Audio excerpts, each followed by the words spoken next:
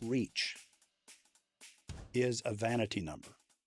Net reach is how many people you're reaching with sufficient repetition to move the needle. And so the total number of people who hear your ad is utterly irrelevant, utterly. How many of them heard it with enough repetition to actually expect a result? Saying it, any ad that's portable, Todd, any message that will work for everybody in a category will not work for anyone in the category. When you're always just pimping for the sale, I'm going, people just write you off as twitchy. And it's kind of like, you don't have any substance. You're not reliable. You're not trustworthy. You're not a serious player. I don't feel like I know you because you're always trying to dig around in my pocket. Advertising is a tax you pay for not being remarkable.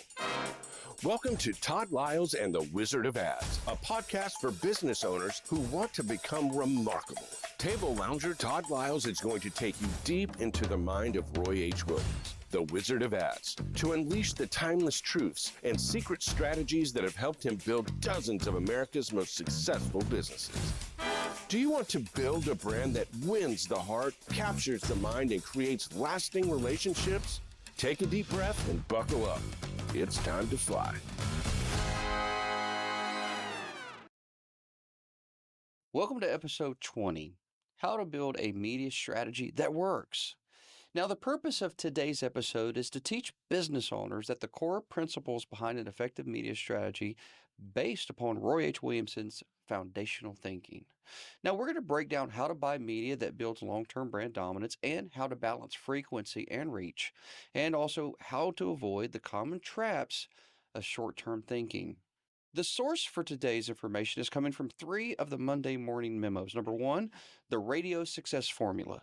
Number 2, advertising oversimplified. And number 3, media measure mistakes, specifically chapter 2.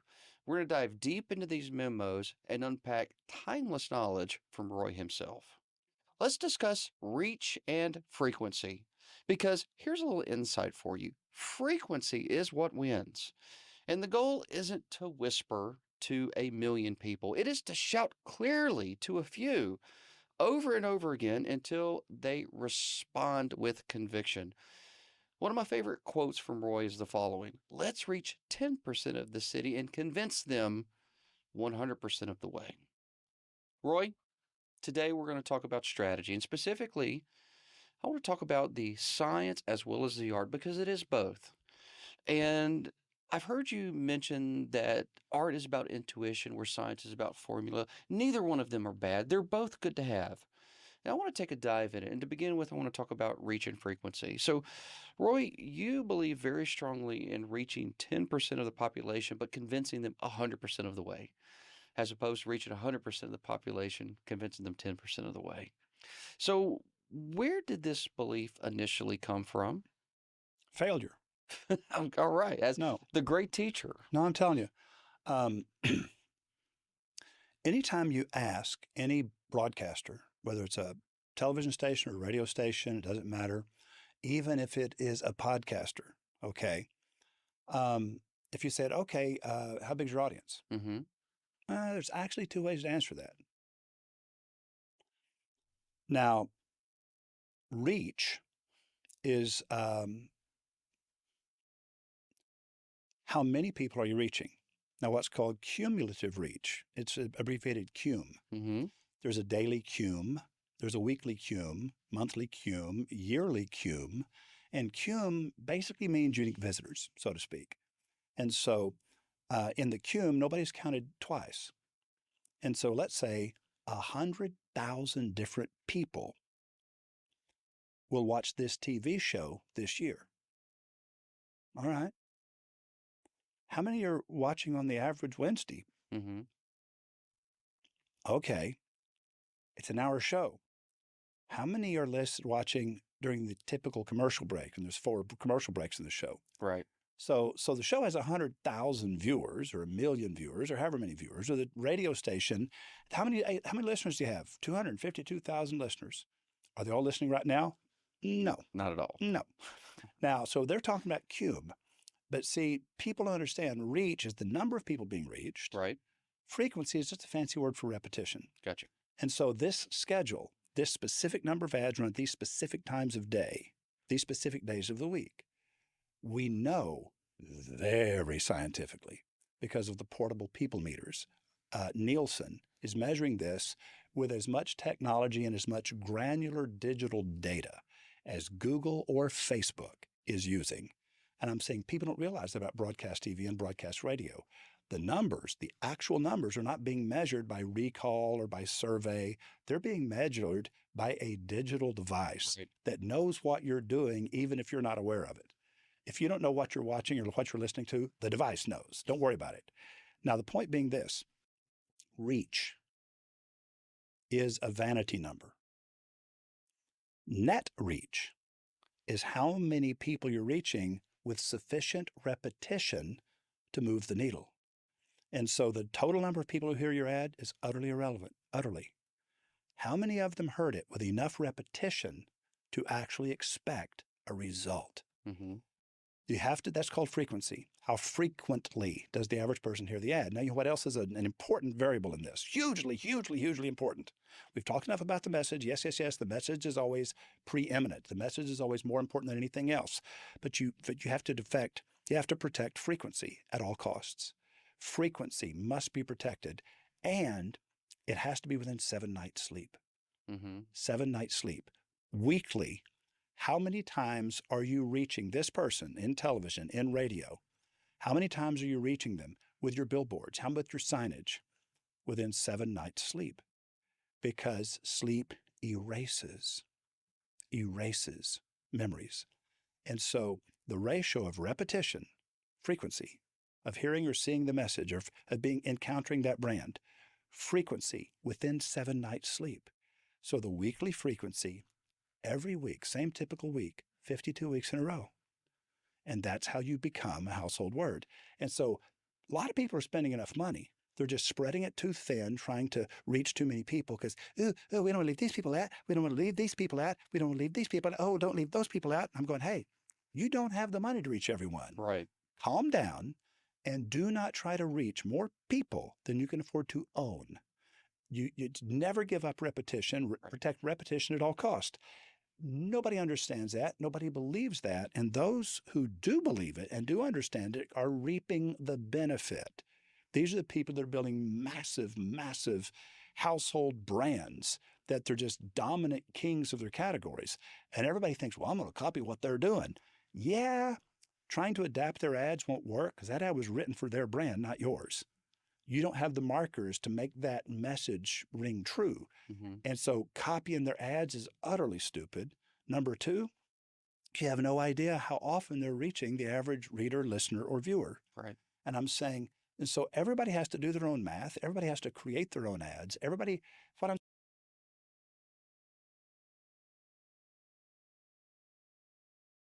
Yep. You can have an ad for a product that everybody sells. If they all sell the same product, it'll work for all of them. It's about the product, not the company. But when an ad's about the company, it has to be about that company. Right. And this is where I say message, repetition, message, repetition, message, repetition, message, repetition. The media doesn't matter. The repetition matters and the message matters. That's it. I want to read something to you. And when I was doing the research for this, I was doing research internally for what I know that we believe about reach and repetition and frequency. And then I wanted to see what other advertisers believed. Mm-hmm. And this sentence I pulled directly from another site, but what I realized is I kept seeing this come up a lot. And I found myself going, I don't want to sit in judgment. I instead just want to read it to Roy. Mm. So I'm gonna read it to you, okay? Sure. And we'll give it the quote. If you're trying to raise awareness of your brand, you should focus on reach. But if you're trying to drive sales, you need to focus on frequency. What I was thinking to myself is this just blatantly wrong, or is there a time when that philosophy might be correct? Okay. I'll tell you when it would probably, when you said, if you just want your brand to be known. Yeah, if right? you're just trying to raise awareness of your brand, Raise you should awareness of focus the on brand. reach. Let me tell you, local political race where nobody gives a crap about who wins. County commissioner, who cares who's county commissioner? Now you're going to vote for a county commissioner, and you know the one you're going to vote for, the one whose name you've heard more often. And so, as a fact, the one you've heard of at all. And you know what happened? You hadn't heard of any of them. You vote for the one with a name that just makes you feel the best. Yeah. And you know what? There's been books written about this. Or just the one that aligns with your political party. Well, if it's only one. Here's a weird thing. It was in their first book. This would have been way back, 40 years ago. It was it's not Reese and Trout.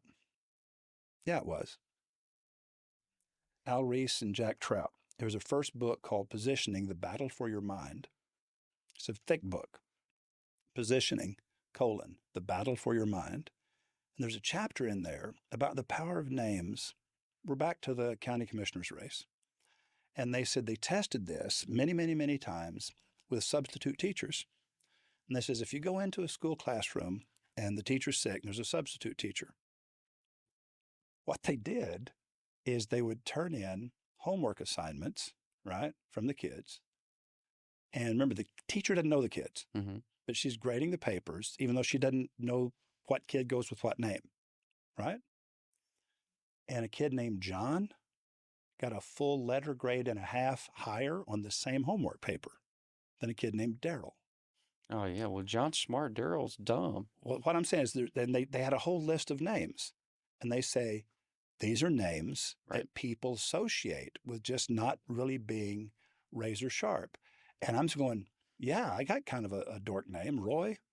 People name their dogs Roy, right? It's like nobody's named Roy in this generation. I'm actually the third. My grandson's the fifth. And so my point being, I don't know why we do that, because it's a loser name.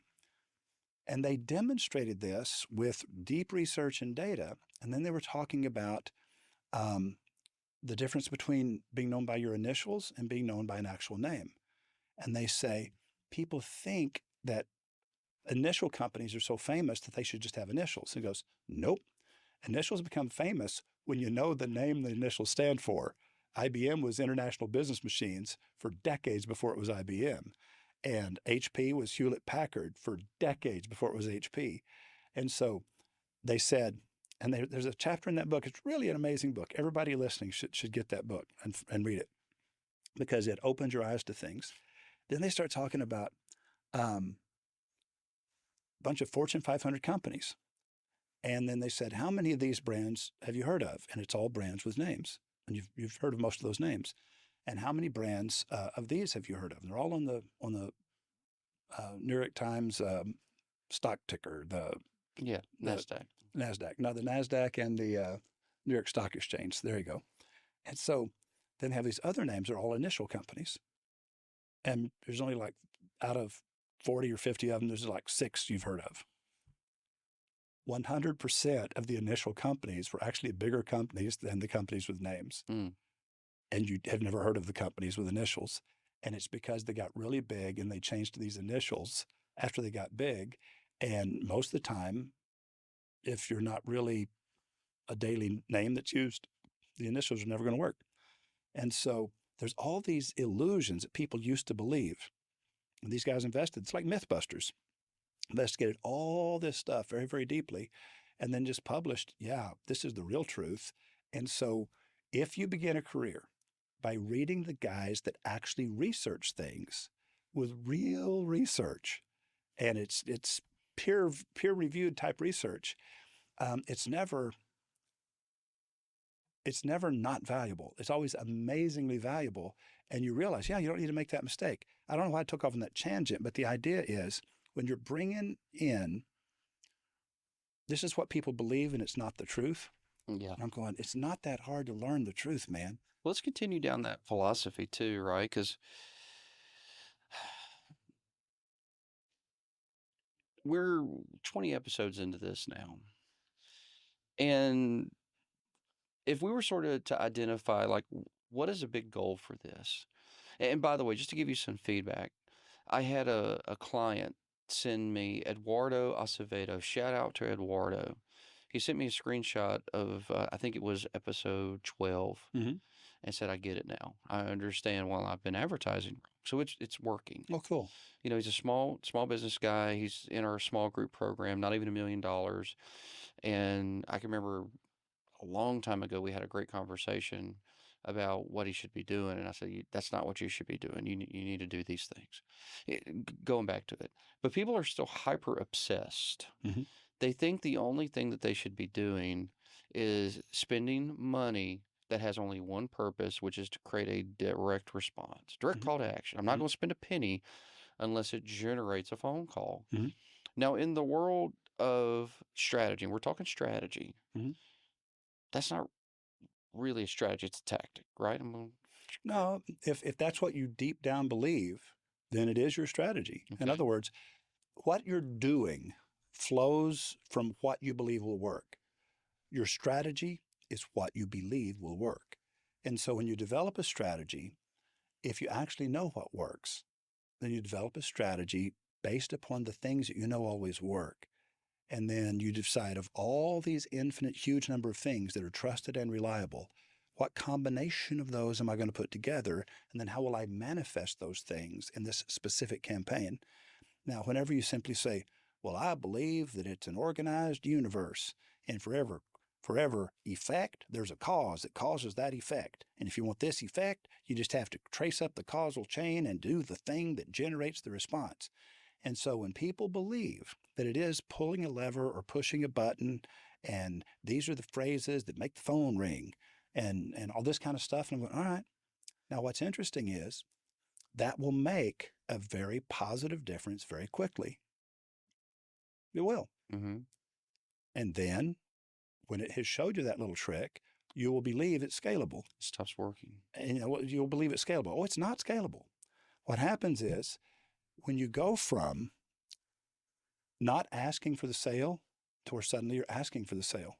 Mm-hmm. Okay, yeah, that makes a difference. And everybody goes, okay, I have discovered the secret to advertising is always be closing. And I'm going, nope.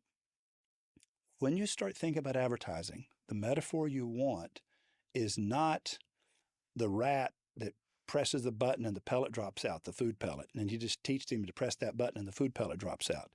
That's a loser's game. You've got to think of it as agriculture, Todd. Yeah. You got to think of seed time and harvest. And there is a time to harvest, but there's also a time to plant and water. And 2/3 of your time, you should be planting, watering, and weeding. And 1/3 of the time, you should be asking for an action to be taken. And so 2/3 of your ads should not say, call now, Mm-hmm. operators are standing by. Let's now discuss laying the foundation before you build the buzz. Now, Roy emphasizes that consistent use of mass media plants your brand in the minds of future buyers. So, before urgency, before events, before promotions, you must first become familiar and trusted. Roy, you know, as I was sitting here listening to what you were saying, it made me, you said something profound, which is once you realize that you start asking for something to happen, things start happening. It's like, oh, wow, people are responding. It's not a bad thing. And we should be doing that at a section of time. And it immediately made me think about why people might struggle a little bit with brand. And I don't think it's because that it's that they can't believe in it once they understand it. I think it's because sometimes they've tried to do it poorly without someone who really gets what's going on. And they think, oh, wow, that was a waste. And yeah, it actually was. Mhm. I think a lot of people have probably wasted a lot of money trying to do branding under a bad Well, campaign. as you know, I prefer not to use the word branding. Yeah, Is you like because relational customer bonding, marketing. relational marketing is building a relationship. It is customer bonding. Customer bonding. And the reason they buy from you is because you believe what they believe Right. and you feel the way that they feel. And they see in you a reflection of themselves. And they go, I like this person. He sees the world the way that I see the world. Right. And he's talking to me in a language that I prefer. Though he's talking to me in a language I understand, I get him and I think he gets me. And so I'm using the masculine pronoun there, but it goes for both genders. The point being, whenever you are building a relationship with prospective customers, It is customer bonding. You're trying to build a bond with that customer. And the way to build a bond is not be always saying, hey, do you want to sleep with me tonight? You want to sleep with me? Is tonight the day you want to sleep with me? Do you want to sleep with me tonight? I really want to sleep with you. You know how much I want to sleep with you. Want to sleep with me tonight? It's just getting weird now. Know what I'm saying? But listen, that's exactly what it feels like. It does feel exactly what it feels like to the customer who's saying, you want to buy this today? It's just 10% off. It's not always good. It's going, well, tomorrow it'll be 20% off, but you don't know that yet. And I'm just sitting there going, when you're always just pimping for the sale, I'm going, people just write you off as right. Twitchy. And it's kind of like, you don't have any substance. You're not reliable. You're not trustworthy. You're not a serious player. I don't feel like I know you because you're always trying to dig around in my pocket. Mm-hmm. Get your hand out of my pocket. Quit digging around. I don't like you. Get away from me. And who do they bond with? The people who talk about things that these people care about. And I'm saying, whenever in 1994, when De Beers flew me to London and wanted me to speak to all the jewelers of the United Kingdom, England, Ireland, Scotland, and Wales, 1,500 jewelers, everybody's in tuxes. And I spoke to them and I said, you know, the reason that I sell such a huge, vast number of diamonds in America, and that's why they asked me to come out, is because I know that nobody wants diamonds. It's a rock that you guys dig out of the dirt in South Africa for free. It's a rock. It's a pebble. It's shiny, but it ain't $10,000 shiny. Are you nuts? And I said, quit talking about the diamond. Talk about the woman. And I said, it's the woman that he cares about. Mm-hmm. It's said what he's buying is the reaction of the woman he loves. Talk to him about what actually matters to him, not what you think should matter to him. And you keep trying to tell him that diamonds matter and he needs a diamond. It's like, no, diamonds are forever. They were actually talking about your love for the woman, and everybody knew that. Nobody had to have that explained to them. Do you understand? It was a symbolic message. Diamonds are forever. It wasn't about the diamond. It was about the relationship. And when you understand, talk to people about what they actually want. Do not talk to them about what you would like them to buy. Right. If you talk to them about what you would like them to buy, they go, I don't care what you want me to buy. I have my own beliefs and my own values. And guess who they're going to give their money to? The person that they feel connected to. That's right. Roy, I want to talk about something that Google is doing that's new. First of all, we know that they've always sold more clicks than there are actually calls. And just for clarity, I want to unpack that statement because I don't want someone to accuse